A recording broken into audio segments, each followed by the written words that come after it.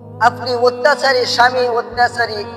স্ত্রীর হাত থেকে বাঁচতে চান, আপনি অত্যাচারী স্বামীর হাত থেকে বাঁচতে চান, অত্যাচারী সন্তানের হাত থেকে বাঁচতে চান, অত্যাচারী মনিবের হাত থেকে বাঁচতে চান, অত্যাচার আপনার জনপদ গোষ্ঠীর থেকে আপনি বাঁচতে চান, অত্যাচারী মানুষের হাত থেকে বাঁচতে চান, এই ছোট্ট একটি আমল করুন, এই ছোট্ট একটি দোয়া, এই ছোট্ট একটি আল্লাহ তাআলার নাম যদি আপনি পাঠ করতে পারেন, বৃহস্পতিবার রোজা রাখার পরে, বৃহস্পতিবারে রোজা রেখে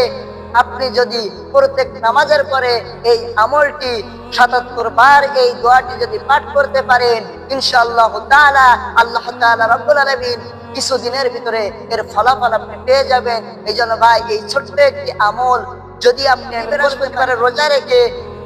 ৫ ওয়াক্ত নামাজের পরে ৭৭ বার আমরা এই নামটি পাঠ করি, আল্লাহ তাআলা রব্বুল আলামিন অবশ্যই আমাদেরকে এই ফলাফল দেওয়াটি হচ্ছে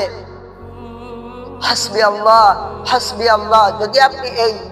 আল্লাহ তাআলার নামকে, এই ছোট্ট একটি নাম যদি আপনি পাঠ করতে পারেন, আল্লাহ তাআলা রব্বুল আলামিন আপনাকে অবশ্যই ফলাফল দান করবে। এই জন্য ভাই, আপনার উপরে জুলুম নির্যাতন যাই আসুক না কেন, আল্লাহ তাআলার এই ছোট্ট একটি নাম আপনি পাঠ করুন, আল্লাহ অবশ্যই আপনাকে ফলাফল দান করে দেবে ভাই। এই জন্য